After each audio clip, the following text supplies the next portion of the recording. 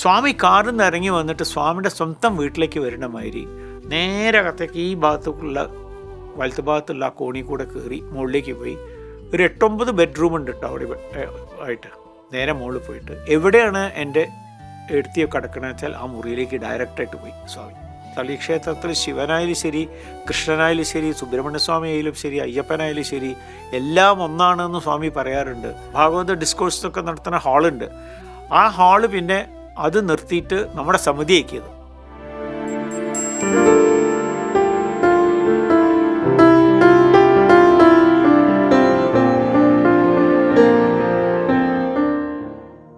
Next ഒരു incident, Kozhikode അടുത്ത് ശ്രീശൈലം,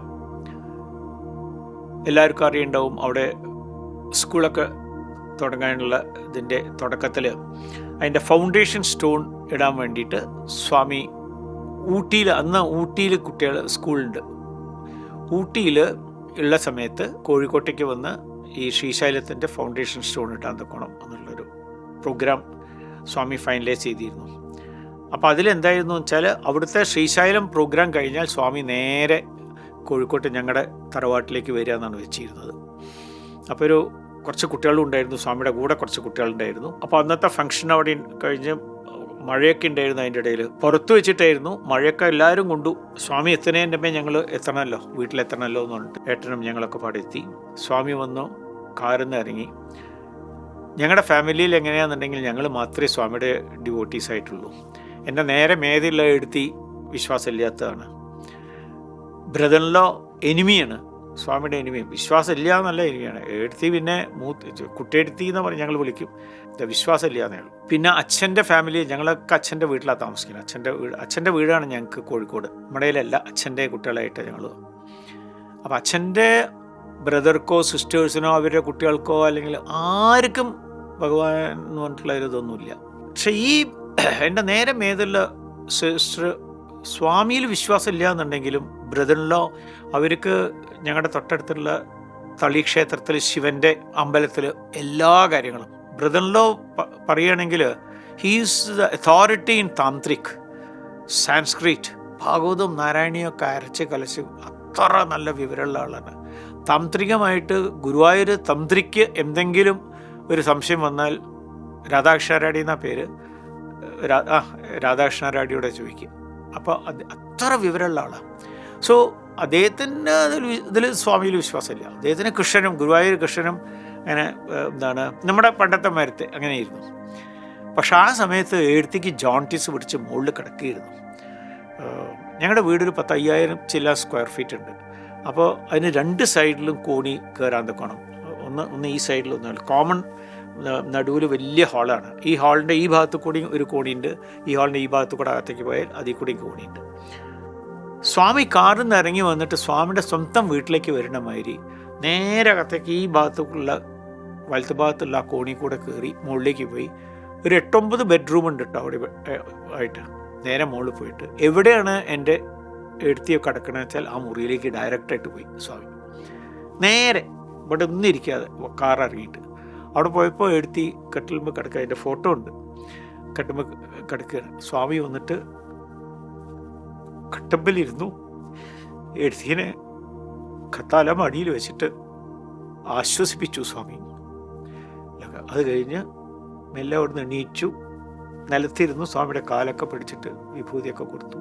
നോക്കൂ, അതിൽ നിന്ന് നമ്മൾ മനസ്സിലാക്കേണ്ടത് എന്താ വെച്ചാൽ സ്വാമിയുടെ ഡിവോട്ടി ആണോ എന്നല്ല സ്വാമി നോക്കുന്നത്, ഭഗവാന്റെ ആളാണോ എന്നുള്ളതാണ്. തളിക്ഷേത്രത്തിൽ ശിവനായാലും ശരി, കൃഷ്ണനായാലും ശരി, സുബ്രഹ്മണ്യസ്വാമി ആയാലും ശരി, അയ്യപ്പനായാലും ശരി, എല്ലാം ഒന്നാണെന്ന് സ്വാമി പറയാറുണ്ട്. അതിൻ്റെ ഉത്തമ ഉദാഹരണമാണ് നമുക്ക് കാണിച്ചു തന്നത്.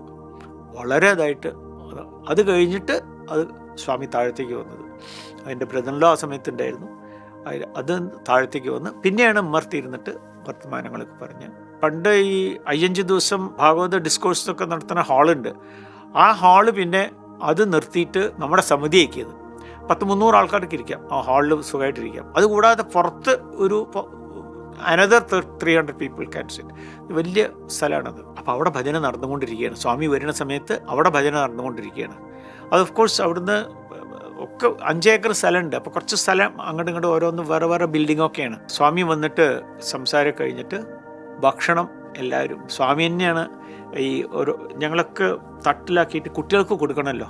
സ്വാമി പറഞ്ഞു ഞാനേ കൊടുക്കാമെന്ന് പറഞ്ഞിട്ട് എല്ലാം സ്വാമിയുടെ അടുത്ത് കൊടുക്കും. സ്വാമി എന്നിട്ട് കുട്ടികളുടെ അടുത്ത് കൊടുക്കും. സ്വാമിയുടെ കുട്ടികൾ, ഊട്ടിയിൽ നിന്ന് വന്നിട്ടുള്ള കുട്ടികൾ. അത് കഴിഞ്ഞിട്ട് പിന്നെ സ്വാമിയുടെ ഇത് കഴിഞ്ഞ് ഭക്ഷണം കഴിച്ചു. പിന്നെ ഗ്രൂപ്പ് ഫോട്ടോ എടുത്തു. അത് കഴിഞ്ഞ് സംസാരിച്ച് കഴിഞ്ഞു. സ്വാമി പറഞ്ഞു സമിതി പോകണമെന്ന് പറഞ്ഞു. സമിതി ഇപ്പോൾ അന്ന് എൻ്റെ അച്ഛനായിരുന്നു ചെയർമാനായിരുന്നിരുന്നു. അപ്പം അച്ഛനും സ്വാമിയുടെ കൂടെ പോയി അവിടെ ഫ്രണ്ടിലിരുന്നു. ഭജനയൊക്കെ കഴിഞ്ഞ് സ്വാമീനെ ആരതി കാണിച്ചതും അച്ഛൻ തന്നെയായിരുന്നു. സ്വാമിക്ക് വലിയ സന്തോഷമായി. അപ്പോൾ അതൊരു വിസിറ്റ് വലിയൊരു ഇതായിരുന്നു. ഒരു 3-4 മണിക്കൂറേ ഉണ്ടായിരുന്നുള്ളൂ സ്വാമി ഞങ്ങളുടെ വീട്ടിൽ. പക്ഷെ എന്നാലും ആ ഒരു പേഴ്സണൽ വിസിറ്റിൽ ഞങ്ങൾക്ക് വളരെയധികം ഇമ്പ്രസ് ചെയ്തിട്ടുള്ള എൻ്റെ എഴുത്തീനെ. പക്ഷെ ഇതൊക്കെ കഴിഞ്ഞാലും എഴുത്തിക്ക് പിന്നെയും ശിവനും അത് മതി എന്നാണ് നമുക്ക് തോന്നും. അത് എന്താണെന്നുള്ളത് അല്ല, അത് മതി, നമുക്കത് മതി എന്നുള്ളത് നമ്മളെ പഠിപ്പിച്ചു തരികയാണ്. സ്വാമിയുടെ ഡിവോട്ടി ആണല്ലോ. സ്വാമിയുടെ അത് നമുക്കിപ്പോൾ സ്വാമി ഭഗവാനായിട്ട് ഇറങ്ങി വന്ന് അതിൽ സ്വാമിയുടെ കൊടക്കയിൽ സ്വാമി കുറേ വെച്ചിട്ടുണ്ട്. ഇത് ആരാണ് ആക്കണത്? ഡിവോട്ടി ആക്കണത് ആരാ? ഞാൻ വിചാരിച്ചാൽ എനിക്ക് നടക്കാൻ പറ്റും, സ്വാമിയുടെ ഡിവോട്ടി ആവാൻ പറ്റും? ഇല്ല. സ്വാമി ആക്കി ഇല്ലേ, ഒരു പുസ്തകം വായിപ്പിച്ച് അതിൽ കൂടെ നമ്മളെ മാത്രം കൊണ്ടുവന്നു. എല്ലാവരെയും കൊണ്ടുവന്നൂടെ ചോദിച്ചാൽ അതിനൊന്നും ഇല്ല. ഒന്നും നമുക്ക് പറയാൻ പറ്റില്ല. സ്വാമിയുടെ കാര്യങ്ങളൊന്നും പറയാൻ പറ്റില്ല. 1997 കമ്പനിയിൽ നിന്ന് റിട്ടയർ ചെയ്ത്. അത് ഞാൻ കൊച്ചിയിൽ നിന്ന് തന്നെയാണ് റിട്ടയർ ചെയ്തത്. അപ്പോൾ റിട്ടയർ ചെയ്ത് കഴിഞ്ഞ ഉടനെ ഞാൻ പുട്ടപർത്തിയിൽ വന്നിട്ട് ഭഗവാന്റെ അടുത്ത് പറഞ്ഞു, സ്വാമി ഞാൻ റിട്ടയർ ചെയ്തു, ഇവിടെ എന്തെങ്കിലും സർവീസ് ചെയ്യാനുള്ളൊരു ചാൻസ് തരികയാണെങ്കിൽ വളരെ സന്തോഷമായിരുന്നു എന്ന് പറഞ്ഞപ്പോൾ സ്വാമി പറഞ്ഞു, നീ ബാംഗ്ലൂർക്ക് ഷിഫ്റ്റ് പണ്ണ്, എന്നെ അടിക്കടി പാക്കത്തുക്ക് ரொம்ப ചാൻസ് ആയിരുന്നത്. അപ്പോൾ എനിക്ക് എറണാകുളത്ത് നല്ലൊരു വീടുണ്ടായിരുന്നു, വിത്ത് ഗാർഡൻ ഇതൊക്കെ ആയിട്ട് നല്ലൊരു വീടായിരുന്നു. അത് വിൽക്കാൻ പറഞ്ഞു. അങ്ങനെ 3 വീട് സ്വാമി വിൽക്കാൻ പറഞ്ഞിരുന്നു. ഇതിപ്പോൾ ഒന്നേ ആയിട്ടുള്ളത്. ഇപ്പോൾ 2ാമത്തെ ഇതാണ് പ്രാവശ്യം പറഞ്ഞത്. 2ാമത്തെ വീടാണ് എറണാകുളത്ത് വിൽക്കാൻ പറഞ്ഞത്. വിറ്റിട്ട് സ്വാമി പറഞ്ഞു, ബാംഗ്ലൂർ വന്നിട്ട് ഫ്ലാറ്റിൽ താമസിക്കണ്ട, നീ ഒരു സ്ഥലം വാങ്ങിയിട്ട് ഇൻഡിപെൻഡൻറ്റ് വീട് കെട്ടു, ഞാൻ വരാം, അവിടെ ഹൗസ് വാമിങ് സെറിമണിക്ക് ഞാൻ വരാമെന്ന് സ്വാമി ഇങ്ങോട്ട് പറഞ്ഞു.